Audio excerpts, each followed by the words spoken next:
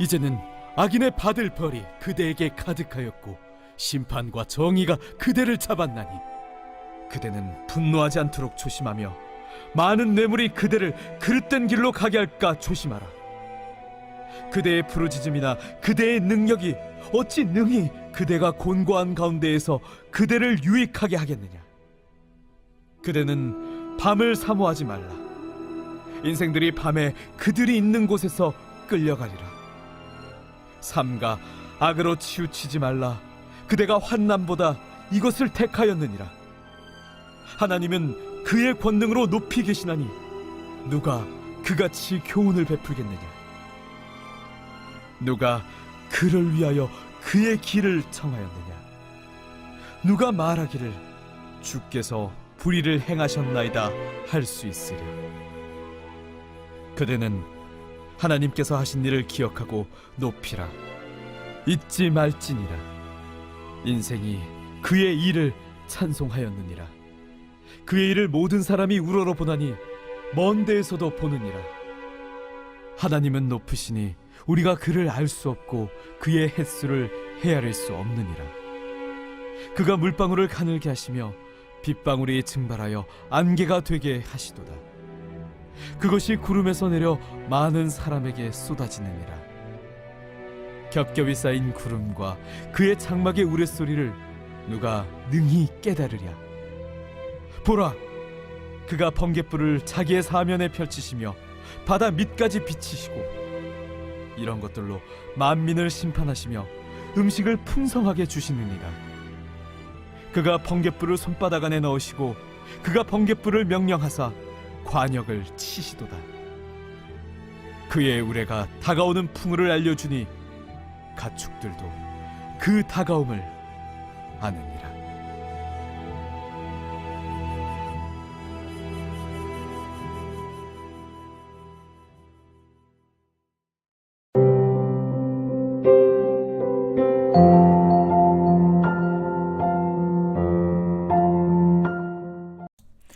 여러분 반갑습니다. 오늘도 큐트레어는 기막힌 하루입니다. 본말씀 욥기서 36장 17절부터 33절의 말씀입니다. 자, 오늘 본문의 말씀에서 성경은 인생의 목적을 거룩에 두고 가는 우리가 조심해야 할 것이 있다고 말씀하십니다. 그것이 무엇일까요? 자, 먼저 첫 번째로 분노하지 않도록 조심하라고 합니다. 자, 오늘 18절 상반절에 보니까 그대는 분노하지 않도록 조심하며 그랬습니다. 여러분, 성경은 우리의 거룩을 가장 방해하는 것 중에 하나가 바로 분노라고 가르쳐 줍니다. 우리가 사람과의 관계에서 할 수 있는 대로 분노하지 않는 것이 참 중요하죠. 자, 그러나 분노하지 않는 것이 다 맞는 것도 아닙니다. 때로는 우리가 분노해야 될 일에는 분노할 줄도 알아야 하죠. 100가지 1000가지 만가지를 참고 인내하고 양보할 수 있어야 하지만 한 가지, 하나님을 믿는 믿음, 또 예배에 있어서는 필요하다면 단호하게 맞서고 갈등할 줄도 알아야 합니다. 자, 그러나 우리가 어떤 이유에서도 절대로 분노해서는 안 되는 대상이 있습니다. 그분이 바로 하나님입니다. 그리고 그분의 말씀입니다.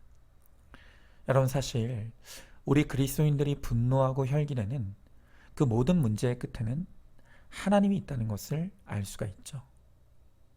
그런데 왜 우리가 하나님과 또 그분의 말씀에 분노하고 혈기를 냅니까? 거기에는 내가 하나님보다 옳다는 교만이 있는 것입니다. 여러분, 고린도후서 1장 19절에서 바울은 하나님 앞에서 성도는 예만 있고 아니오는 없다고 합니다. 하나님은 100% 옳으신 하나님이십니다. 그리고 그분의 말씀도 100% 옳은 진리입니다. 그러므로 우리가 하나님과 그분의 말씀 앞에서 보일 반응은 오직 예의 감사와 순종입니다. 하나님이 하시는 일에 대해 또 그분의 말씀에 대해 우리가 분노하고 불순종으로 반응하면 안 되는 것입니다. 자, 여러분, 광야의 이스라엘 백성들을 생각해 보십시오. 그들은 무려 40년을 광야에서 헤매었습니다. 그러나 그들은 끝내 가나안 땅에 들어가지 못하고 여호수아와 갈렙을 제외한 모든 사람들이 다 광야에서 죽고 말았죠. 왜 그렇게 됐습니까? 여러분, 민수기 20장 13절의 말씀에 보면 성경은 이스라엘 자손이 여호와와 다투었으므로 라고 말하고 있습니다. 여러분, 이스라엘 백성들이 하나님과 다투었다는 게 무슨 뜻입니까? 그들은 하나님 앞에서 예가 아닌 아니오로 대답했다는 것입니다. 감사와 순종 대신 분노와 불순종으로 반응했다는 것입니다. 그렇게 이스라엘 백성들이 사사건건 하나님과 다투다가 결국 그들은 광야에서 망하고 죽고 만 것입니다. 자, 여러분은 어떻습니까? 하나님 앞에서 어떤 반응을 보이고 있습니까? 여러분의 태도와 반응이 곧 여러분의 운명을 결정할 수 있다는 것을 반드시 알아야 합니다. 제가 지난 금요일 새벽 큐티 설교에서 이 권세의 문제에 대해 다루었습니다. 특별히 제가 다루었던 권세가 피해자의 권세였죠.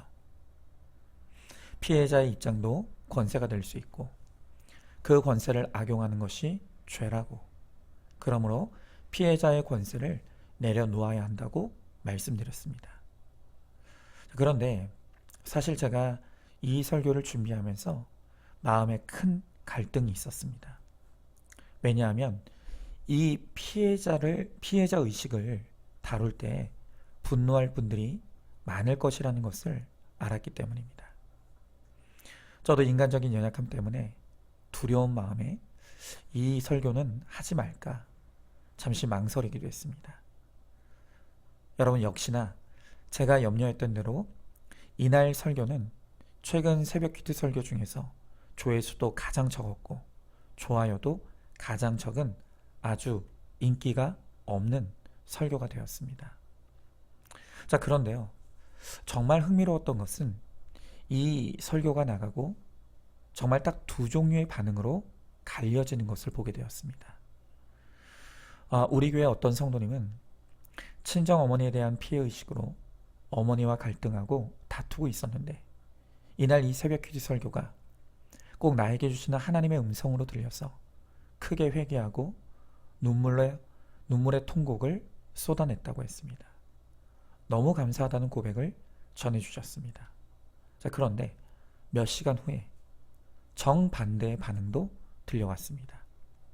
이분도 우리 교회 성도님이십니다. 이 성도님께서 솔직하게 고백하시기를 설교를 듣는 내내 마음이 불편하고 화가 났다는 것입니다. 그러면서 마음에 목사님이 내가 당한 고통을 아느냐고, 내가 당한 고통에 비하면 목사님의 고통은 아무것도 아니라고 하면서 저와 또 그날 제가 전한 설교에 대해 분노가 올라왔다고 고백해 주셨습니다.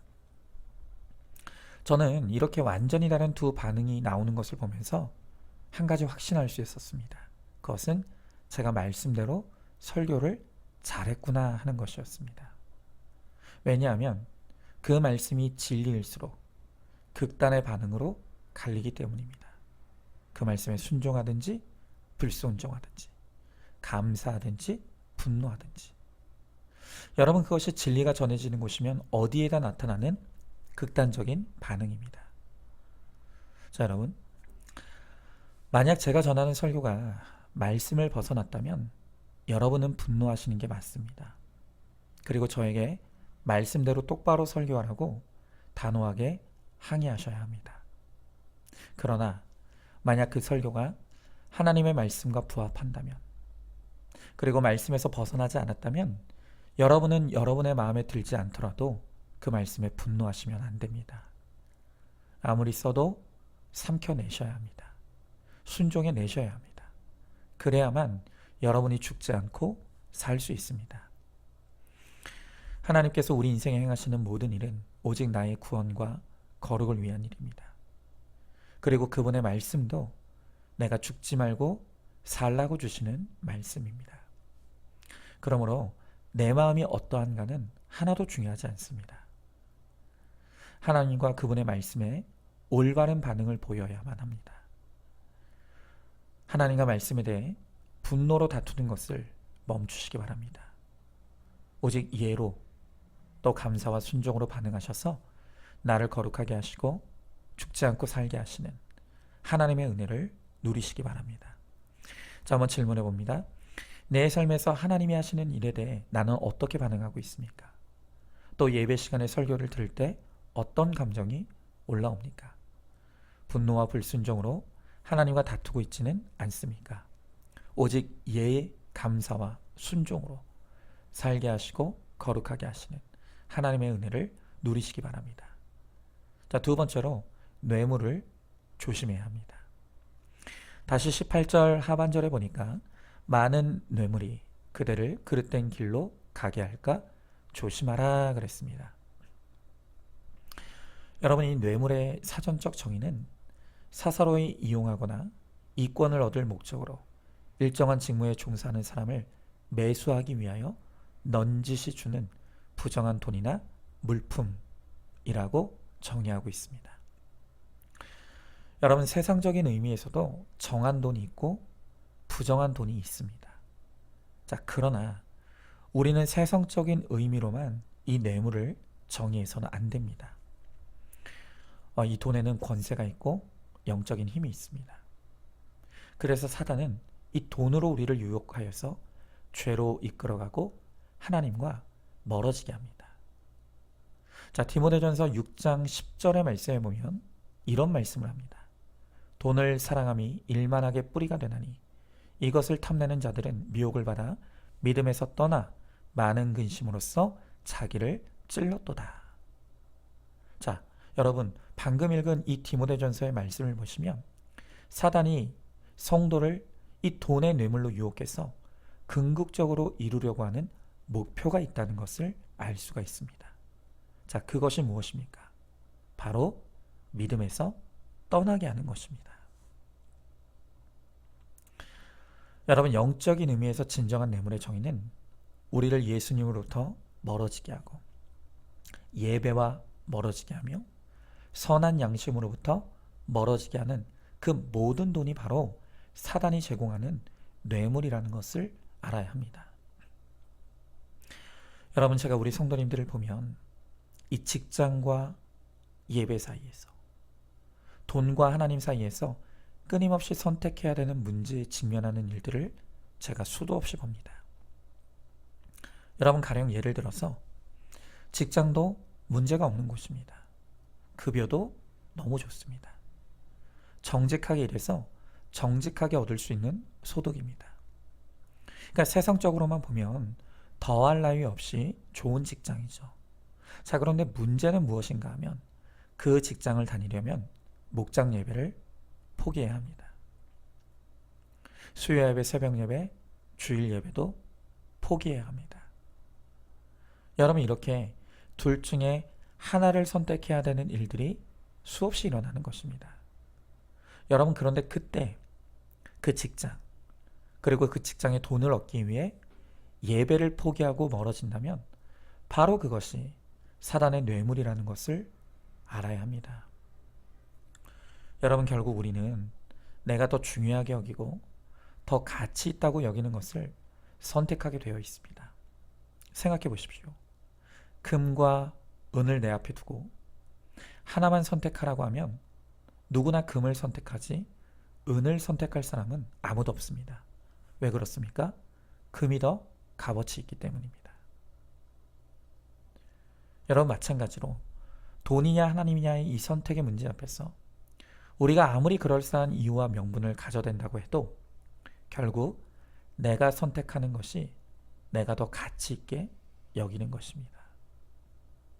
여러분, 오늘 말씀에 보면 뇌물을 받으면 그 뇌물로 인해 그릇된 길로 가게 된다고 합니다. 여러분, 우리가 사단의 뇌물을 받게 되면 그 뇌물 때문에 예배와 멀어지는 길로 가게 됩니다. 하나님과 멀어지는 길로 가게 됩니다. 죄와 가까이 가는 길로 가게 되어 있습니다. 여러분, 그러나 내가 돈보다 하나님을 더 사랑하기에, 하나님이 가장 귀하기에 어떤 대가와 희생을 치러서라도 하나님을 선택하고 예배를 선택하면 반드시 하나님께서 책임져 주실 줄로 믿습니다. 여러분, 그러므로 뇌물을 조심하십시오. 나를 예배로부터 멀어지게 하고 믿음으로부터 멀어지게 하며 죄와 가까이 하게 만드는 그 사단의 뇌물을 조심하시기 바랍니다. 자, 한번 질문해 봅니다. 하나님과 돈, 직장과 예배 사이에 선택의 문제를 겪은 적이 있습니까? 그때 내가 선택한 것은 무엇이었습니까?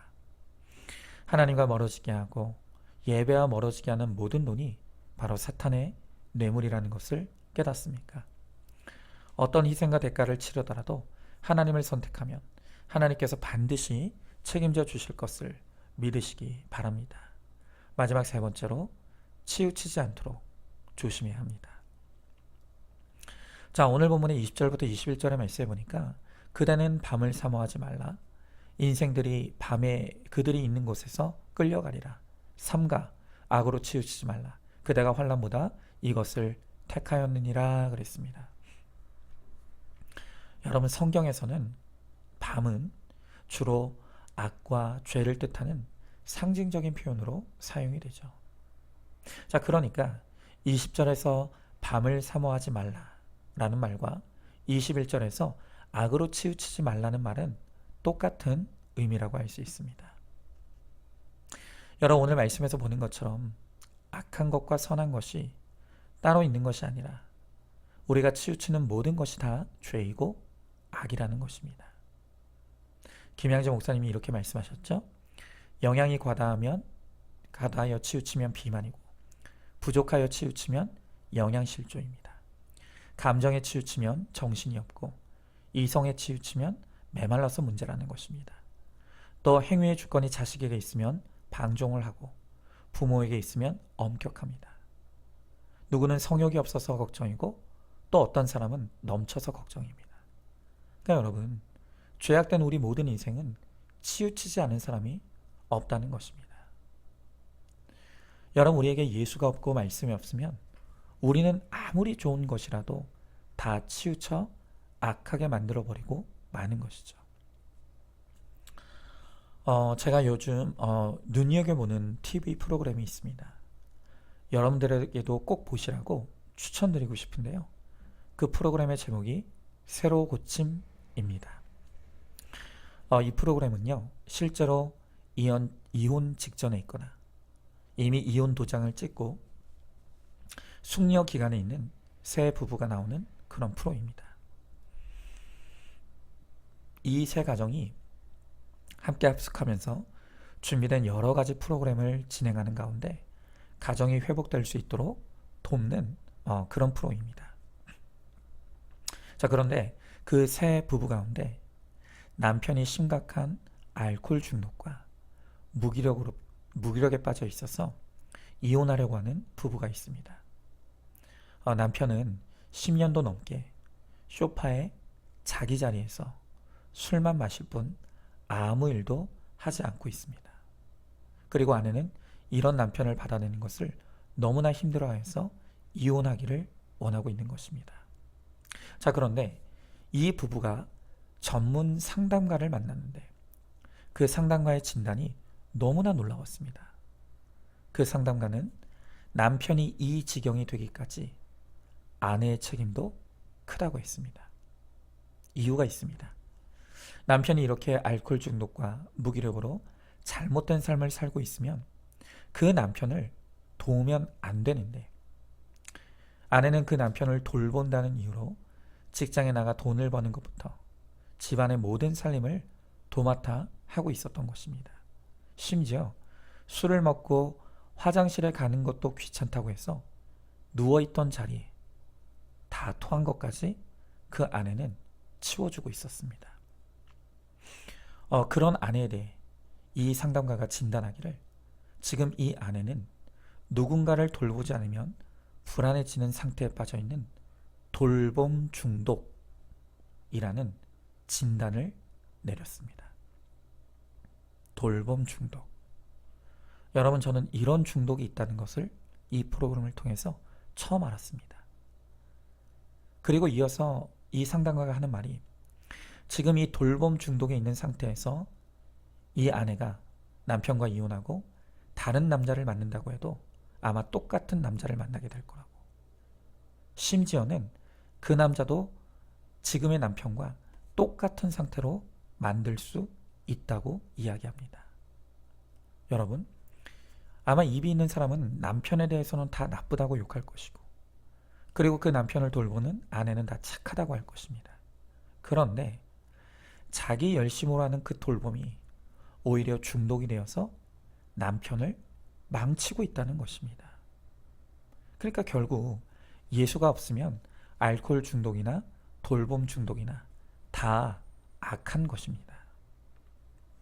여러분, 결국 예수 안에서 말씀의 빛이 임해야만 우리의 흑암과 혼돈과 공허로만 가득한 무질서가 물러가고 질서와 균형 있는 거룩하고 건강한 삶을 살 수 있게 되는 것입니다. 그러므로 날마다 큐티로 나의 치우친 것을 교훈받고 책망받고 의로 교육함을 받아서 회개를 이루며 회개에 합당한 적용을 이루며 갈 때 가장 건강한 인생, 가장 건강한 가정, 가장 건강한 교회가 될 줄로 믿습니다. 자, 한번 질문해 봅니다. 나는 지금 어디에 치우쳐 있습니까? 치우친 것으로 인해 나도 남도 병들고 있다는 것을 알고 있습니까? 오직 예수 안에서 말씀의 빛이 임해야만 질서와 균형 있는 거룩하고 건강한 나와 가정과 교회가 된다는 것을 깨달으시기 바랍니다. 자, 오늘도 4월 22일 보석 상자입니다. 가장 불쌍한 사람은 가난한 자도 아니요, 병든 자도 아니요, 미워하는 자도 아니요, 살인하는 자도 아닙니다. 가장 불쌍하고 불쌍한 사람은 하나님께 잊힌 자입니다. 하나님께 잊히기 전에, 영원한 사망으로 가기 전에 제동을 거시는 것이 축복입니다. 고난을 통해서라도 내가 죄인인 것을 깨닫고 하나님 앞에 엎드리는 것이 축복입니다. 아멘. 우리 함께 기도하겠습니다. 하나님, 오늘 주님께서 말씀을 통해 우리에게 조심하라고 말씀하십니다. 하나님을 향해 다투며 분노하는 것을 조심하며 사단이 주는 뇌물을 받아 말씀과 공동체로부터 떠나는 것을 조심하라고 합니다. 그리고 치우치는 것을 조심하라고 주님 말씀하십니다. 하나님, 이렇게 우리가 100% 죄인이기에 하나님의 말씀의 교훈과 책망과 바르게 함이 없으면 우리는 흑암과 혼돈과 공허 속에 살아갈 수밖에 없는 불쌍한 인생입니다. 주님, 우리에게 날마다 말씀으로 임하여 주시고 우리를 가르쳐 주셔서 우리의 모든 치우친 것으로부터 우리가 다시 균형을 얻게 하시고 모든 흑암과 공허가 물러가므로 우리 인생의 질서가 잡히고 균형이 생기며 거룩함을 이루는 우리 모두, 우리 가정, 또 우리 교회가 될 수 있도록 함께하여 주시옵소서. 믿사움의 사랑에 많으신 우리 예수님 이름 받들어 기도드리옵나이다. 아멘. 오늘도 큐트로 기막힌 하루를 살아내는 하늘가족 공동체 우리 모든 성도님 되시기를 주님의 이름으로 축복합니다.